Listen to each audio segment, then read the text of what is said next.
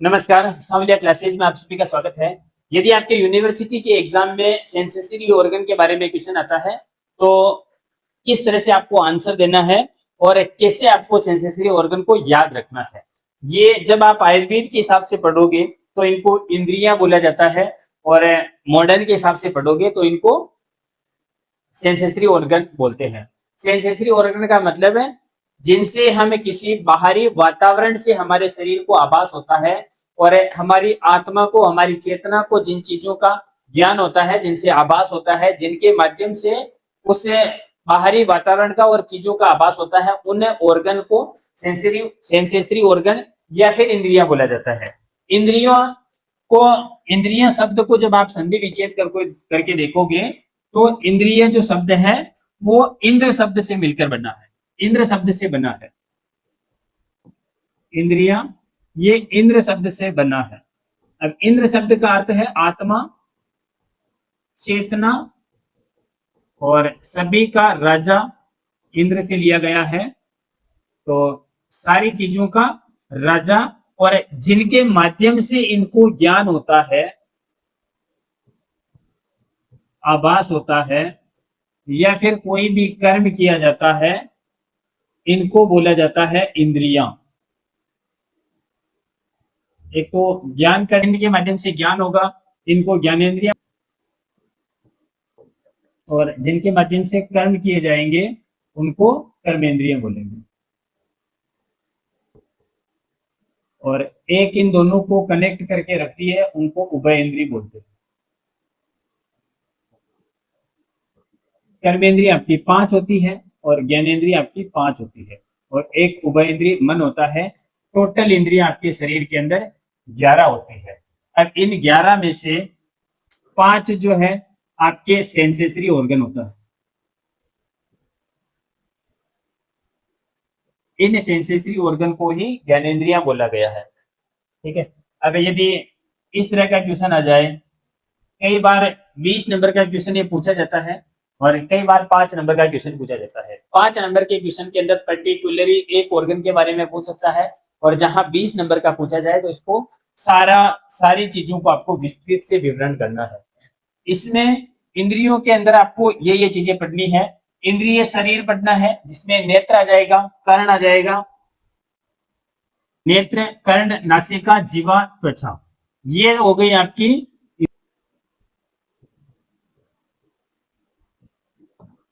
जिनसे हमें बाहरी वातावरण का आभास होता है, ज्ञान होता है, इनको ज्ञानेंद्रियां बोलेंगे। इसी के साथ में ये आपकी इसकी फिजियोलॉजी हो जाएगी कि किस तरह से ये ऑर्गन जो है वो काम करेंगे। इसमें इंद्रियों के अंतर्गत 5 ज्ञानेंद्रियां, 5 सेंस ऑर्गन्स एवं 5 कर्मेंद्रियां, 5 मोटर्स ऑर्गन का अध्ययन शामिल है। तो शरीर क्रिया विज्ञान के अंदर आधुनिकता के हिसाब से देखेंगे तो इसमें function of I, function of air, function of nose अध्ययन किया जाएगा और इसी के साथ में दर्शन, श्रवण, संतुलन, सभी की फिजियोलॉजी के तौर पे अध्ययन करेंगे कि किस तरह से ये जो 5 ज्ञानेंद्रियां है और 5 कर्मेंद्रियां है वो किस तरह से कार्य करती है।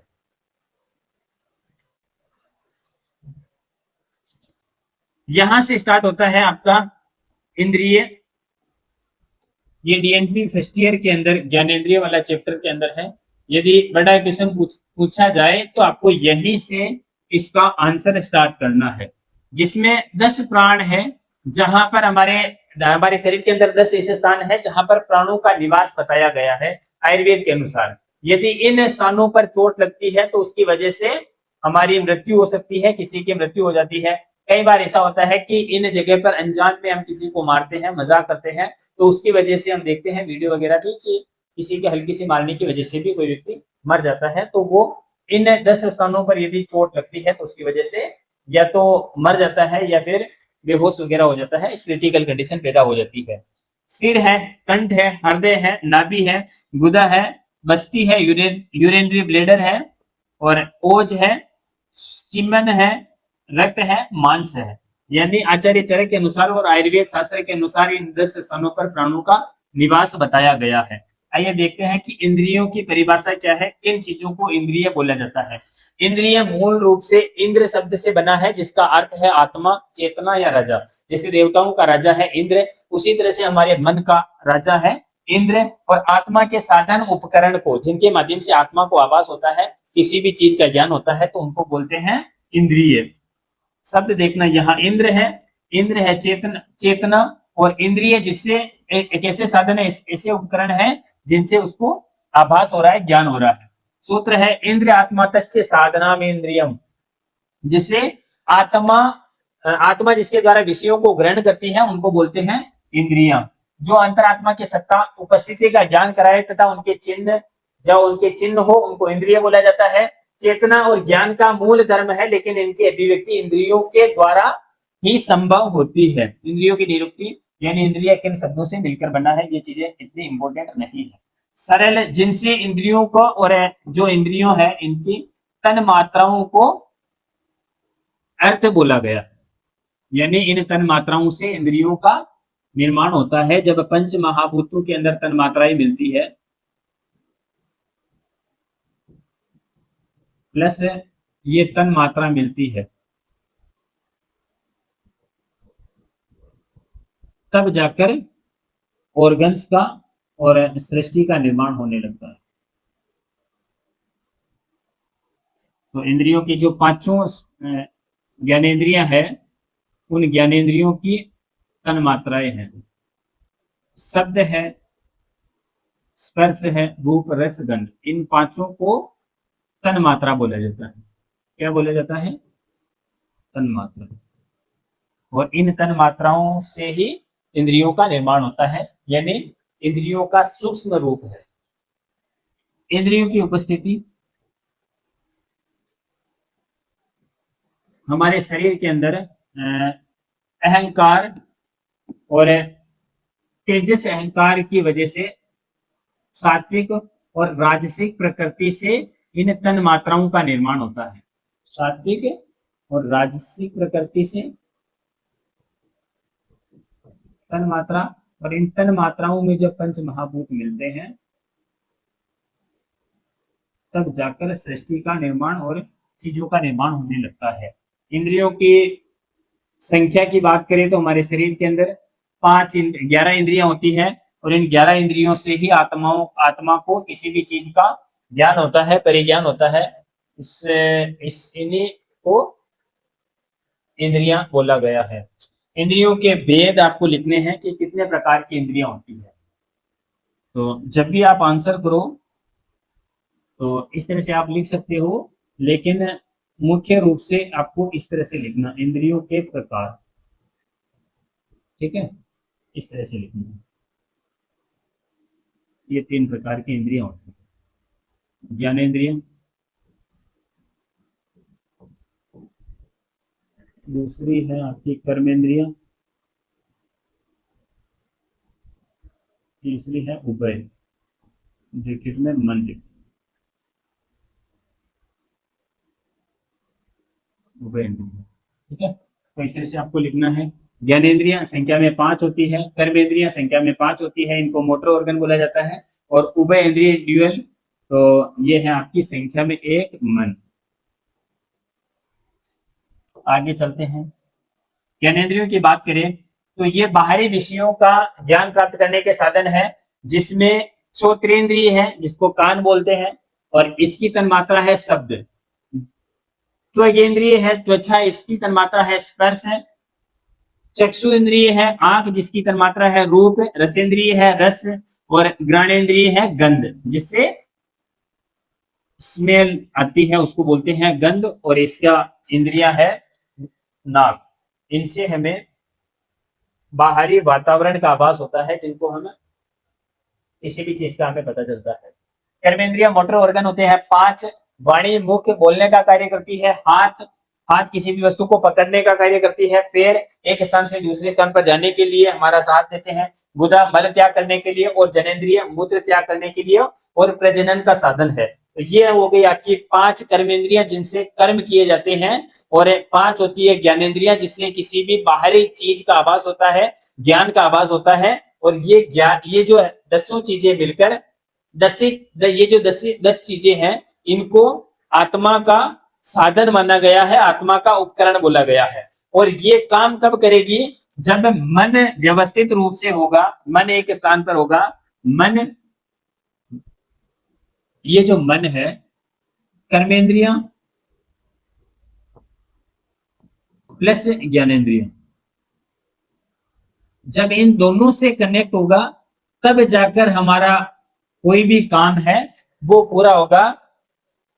बाकी बिना मन के न तो कर्मेंद्रियां व्यवस्थित रूप से काम कर पाएगी और न ही ज्ञानेंद्रियों का हमारी आत्मा को आभास होगा।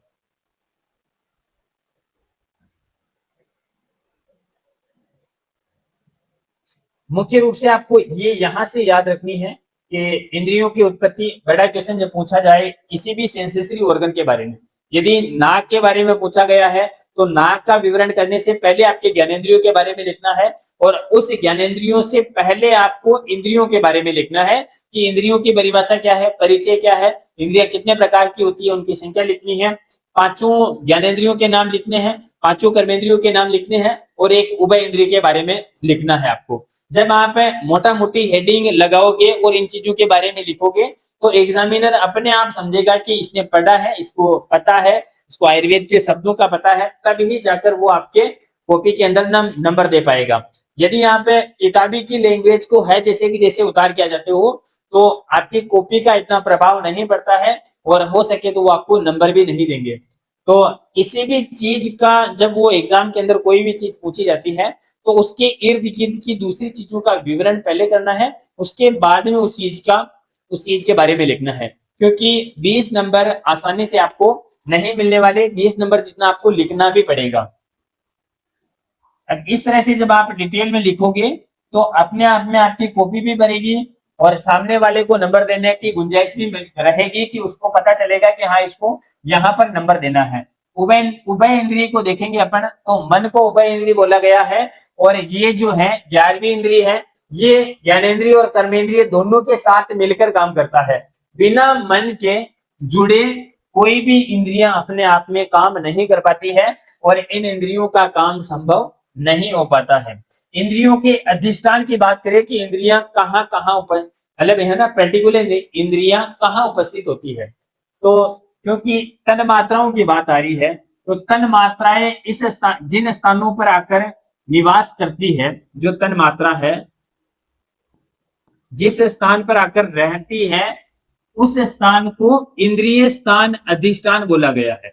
जिस स्थान पर तन मात्रा आकर निवास करती है उस स्थान को इंद्रिय स्थान बोला गया है। और प्रत्येक 5 जो सेंस ऑर्गन है उनकी अलग अलग तन्मात्राएं हैं, तो अलग अलग तन्मात्रा का अलग अलग अधिष्ठान होगा, और इनका मुख्य अधिष्ठान होगा मन, और उसका मुख्य अधिष्ठान होगा आत्मा या चेतना। ज्ञानेंद्रिय के अधिष्ठान नेत्र, ये चक्षु इंद्रिय का अधिष्ठान है। कर्ण, ये श्रोतेंद्रिय का अधिष्ठान है। नासा घ्राणेन्द्रिय का अधिष्ठान है। जीवा रसेंद्रिय का अधिष्ठान है, और त्वचा जो है वो त्रिगेंद्रिय का अधिष्ठान है, यानी त्वचा का अधिष्ठान है। इस तरह से आपको लिखना है। अर्थ वैसे नहीं पूछा जाता, लेकिन जिन चीजों से इंद्रियां किसी भी चीज को ग्रहण करती है उस चीज को अर्थ बोलते हैं। अर्थ आगे चलकर आपका शब्द, जो शब्द स्पर्श रूप रस गंध है, जो तन्मात्राएं हैं, उन्हीं को इंद्रियों का अर्थ या फिर विषय कहा गया है। परिभाषा, इंद्रिय अपने अपने जिन भौतिक विषयों सामग्रियों को ग्रहण कर महसूस करती है उनको इंद्रिय अर्थ बोला गया है। अब इंद्रिय अर्थ क्या है? जो तन मात्राएं थी वही आपके इंद्रिय अर्थ है। जैसे कर्ण की तन मात्राएं शब्द हैं, कानों से हमें कोई भी चीज सुनाई देती है, शब्द सुनाई देते हैं, तो इसकी अपने आप में तन मात्रा और विषय हो जाएगी शब्द। त्वचा का काम है स्पर्श करना, महसूस करना, तो इसका अर्थ और विषय हो जाएगा स्पर्श। अक्षु यानी अक्षु आंखों का काम है देखना, तो ये विजन इसका विषय हो जाएगा। रसेंद्रिय, किसी भी चीज के रस का अनुभव करवाना, इसका अधिष्ठान ये अर्थ हो जाएगा। और घ्राणेन्द्रिय यानी गंध स्मेल महसूस करना, नासा का अर्थ हो जाएगा, विषय हो जाएगा। इस तरह से आपको याद रखना है। इंद्रिय अदृश्य शक्ति होती है, अधिष्ठान दिखने वाला ऑर्गन, और इसका विषय जिससे ज्ञान होता हो। उसके बाद में आएगा आपके नॉर्मली परिचय देख लो, ज्ञानेंद्रिया किसे बोलते हैं? तो ज्ञानेंद्रिया बोलते हैं जिससे हमारे शरीर को बाहरी वातावरण का ज्ञान कराते हैं, उन्हें ज्ञानेंद्रिया बोलते हैं। Any organ of the body which response to external stimulate is called sense organ.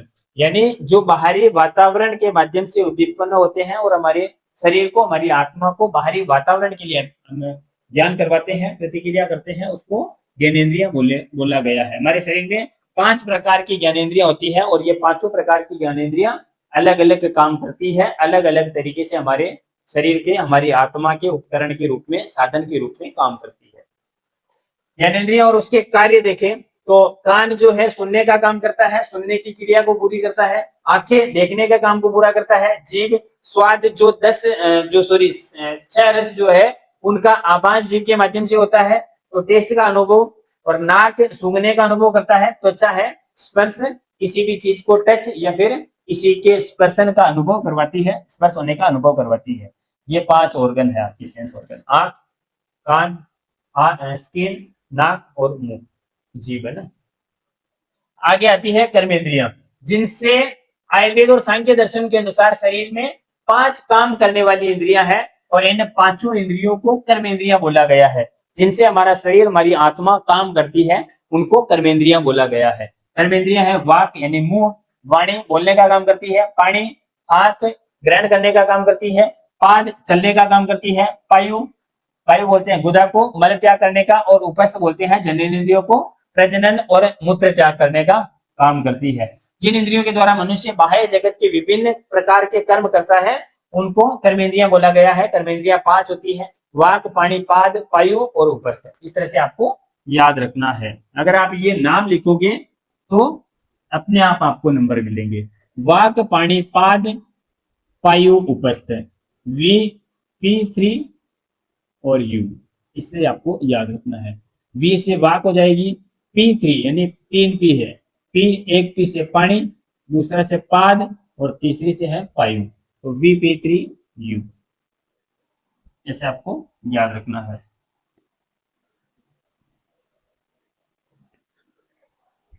ठीक है, अब आज की क्लास में इतना ही। कल से पहली इंद्रिय कान से स्टार्ट करेंगे, तो नेक्स्ट जो क्लास होगी उसके अपन कान से क्लास को स्टार्ट करेंगे। यदि आपने चैनल सब्सक्राइब नहीं किया तो चैनल को सब्सक्राइब कर लीजिए और इस वीडियो की लिंक को अपने जो भी ग्रुप है उसके अंदर शेयर करने का प्रयास करना। और यदि आपको नोट्स चाहिए तो रक्षाबंधन से पहले नोट्स के लिए ऑर्डर कर देना। बाकी मिलते हैं नेक्स्ट क्लास में, तब तक के लिए जय हिंद, जय श्री राम।